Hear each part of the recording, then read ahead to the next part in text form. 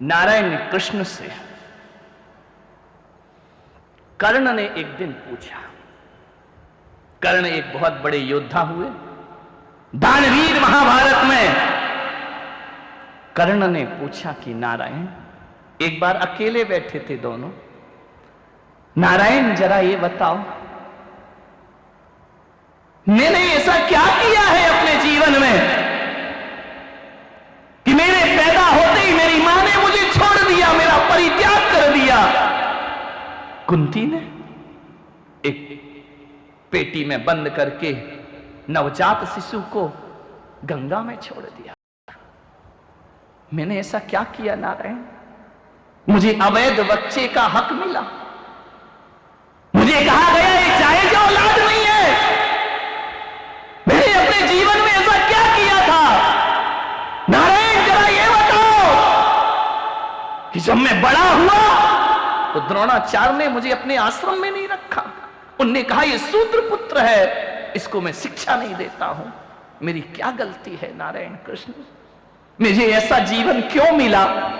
द्रौपदी ने स्वयंवर में मेरा अपमान किया कि ये राजघराने का नहीं है, ये कुलीन व्यक्ति नहीं है। उस भरी सभा में मुझे द्रौपदी ने अपमानित किया। महाराज नारायण, ऐसा जीवन क्यों मिला मुझे? इसमें मेरी क्या गलती है? गलती तो माता पिता ने की थी, भोग मैं रहा हूं। नारायण, मैं आज संतप्त हूं, आज दुखी हूं, मुझे बताओ ऐसा जीवन मुझे क्यों मिला? नारायण कृष्ण ने कहा, मुझसे पूछते हो? हां मधुसूदन, हां केशव, बताओ।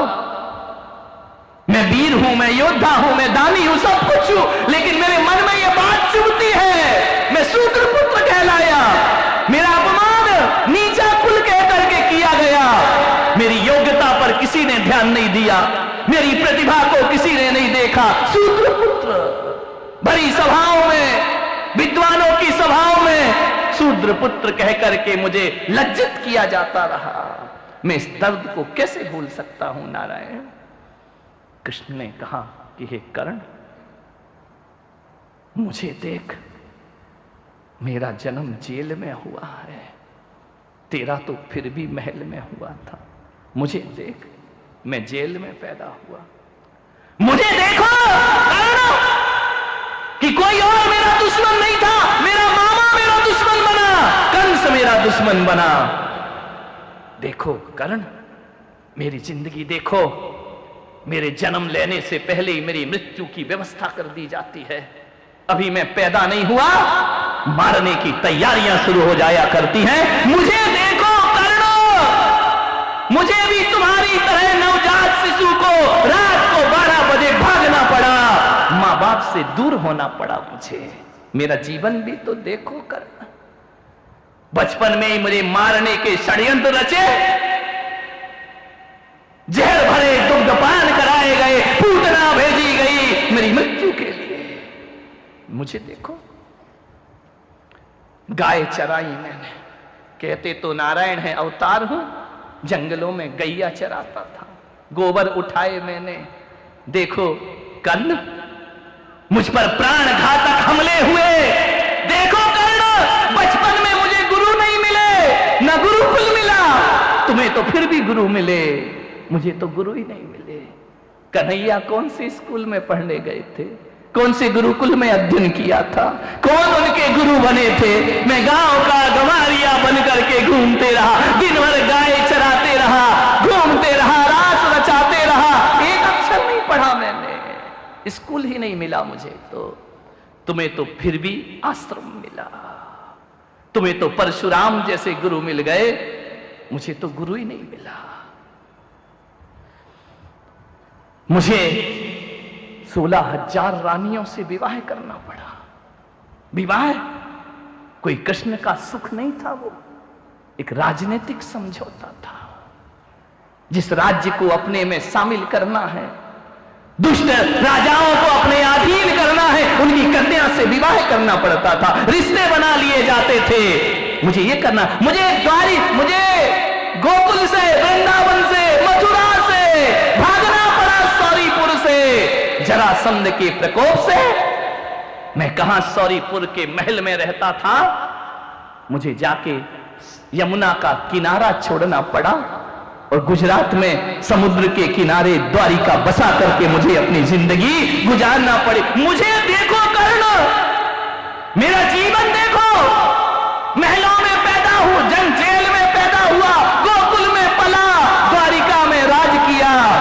और जब मेरी मृत्यु होगी ना कर्ण, ना महल होंगे ना जेल होगा, जंगल में मैं मारा जाऊंगा। ध्यान रखना।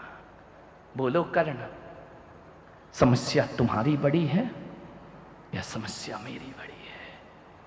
लेकिन उसके बाद भी कृष्ण ने कहा, मैं कभी रोता नहीं हूं, मेरे चेहरे पे शिकायत नहीं हुआ करती है, मेरे पास अभाव ही अभाव है। पग पग पर जिसके मौत पीछा कर रही हो, जिंदगी इसी का नाम है कर्ण। दुखी मत हो कर्ण। हे दानवीर कर्ण, तुम जानते हो तुम क्षत्रिय हो, लेकिन जिंदगी भर शूद्र पुत्र का तुम्हें उलाहना दिया जाएगा। जियो, जिंदगी इसी का नाम हुआ करता है। मान्यवर, पीसफुल जिंदगी किसकी होती है बताइए मुझे? ऋषभदेव की शांतिमय जिंदगी थी क्या? तीर्थंकर थे, प्रथम तीर्थंकर ऋषभदेव हुए, जिसके दरवाजे पर इंद्र हाथ जोड़े खड़े हैं, देवताओं के झुंड जिनकी सेवा में खड़े हैं। कहा जाता है ऋषभदेव, पूरा स्वर्ग धरती पर उतर आता है उनकी सेवा करने के लिए। लेकिन ऋषभदेव के जीवन में एक क्षण वो आता है जिन्हें 6 महीने आहार नहीं मिला करते हैं। ध्यान रखिए, पीसफुल लाइफ थी क्या उनकी? मान्यवर, 6 महीने तो संकल्प लिया, 6 महीने आहार नहीं मिला, 1 वर्ष तक जिन्होंने भोजन नहीं किया, दर दर पे जाते, गुरुद्वार द्वार जाते, गांव गांव जाते, सुबह निकलते, शाम भूखे लौट करके वापस आते, भोजन नहीं मिलता ना। क्या तीर्थंकरों का जीवन परिपूर्ण रहा है? कमठ ने पारसनाथ को कितना परेशान किया। बाहुबली 1 वर्ष तक खड़े हैं तपस्या में, क्या इनके जीवन में समस्याएं नहीं थी? मान्यवर, राम के जीवन में समस्या नहीं। कौन है जिसके जीवन में समस्या नहीं? जानते हो, एक कहानी मुझे बहुत अच्छी लगती है। एक बाज होता है, ईगल, सुना है? उसकी आयु 70 वर्ष होती है। ध्यान रखना, 70 साल जीता है वो। देखो जिंदगी कैसे जीते।